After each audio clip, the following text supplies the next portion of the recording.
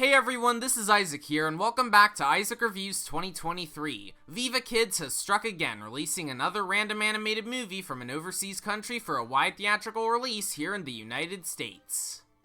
The first time this happened was in February with The Amazing Maurice, and it was fine. Just a very whatever movie. And then in May, they and Vanguard Animation gave us Rally Road Racers, and it was awful. Like absolute cow manure. The animation, the writing, the voice acting, the blatant racial stereotypes, it is easily one of the worst movies to come out this year.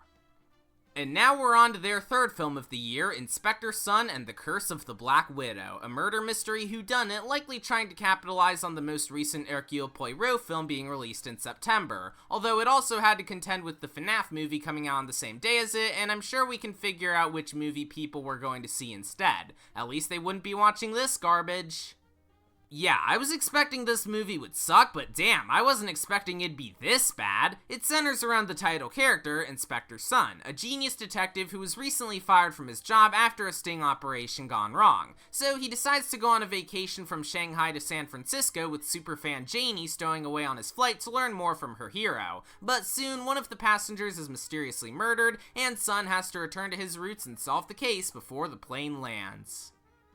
If you've seen any other whodunit movie, you've seen this one. Not only does it not have any suspense in terms of the mystery, but the pacing is completely f***ed. It's about 80 minutes long, but watching this felt like an eternity, not to mention how painfully unfunny it is. Seriously, they have a scene of a fly character eating shit. And I get flies eat shit in real life, but we didn't need to see it in a cartoon meant for children. Another thing I want to ask, why is this movie so horny? Like, most of the time this spider who looks like Morticia Addams is on screen, there's an oddly sexual vibe to her character. Honestly, I don't think I've seen a kids movie this uncomfortably horny since Food Fight and The Cat in the Hat. And another thing, the characters have next to nothing likable or memorable about them. Well, either that or they're Janie, who is genuinely one of the most annoying characters in any piece of media I've ever consumed. That is not the slightest bit exaggerated. She never shuts up, and I wanted to stomp on her every time she was on screen, which is for a sizable amount of the movie. Not only that, but the voice acting is also terrible. I can tell these actors just did not care about giving a good performance and were only in on it for the money, especially Ronnie Cheng, delivering his lines with about as much enthusiasm as a plank of wood. Okay, so Inspector Sun is a terrible movie so far, but is it at least nice to look at? Absolutely f***ing not. I'll give it that most of the character designs are okay, and the score by Fernando Velasquez actually goes really hard, but the character animation is so choppy and janky that I'm shocked it was considered good enough for theaters.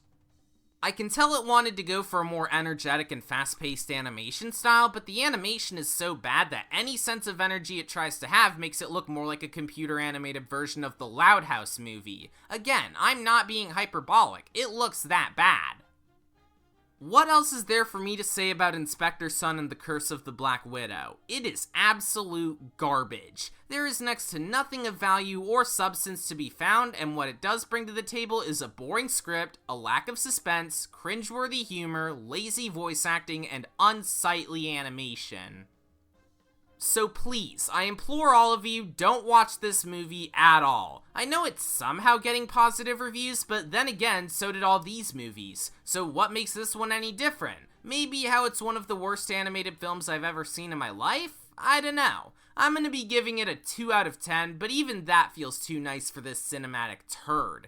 God, can I at least end this review on a somewhat positive note and be excited for the next movie I'm gonna see? Looks like I spoke too soon. Anyways, thanks for watching this episode of Isaac Reviews 2023, subscribe for more videos like this, and I'll see you all next time. Bye!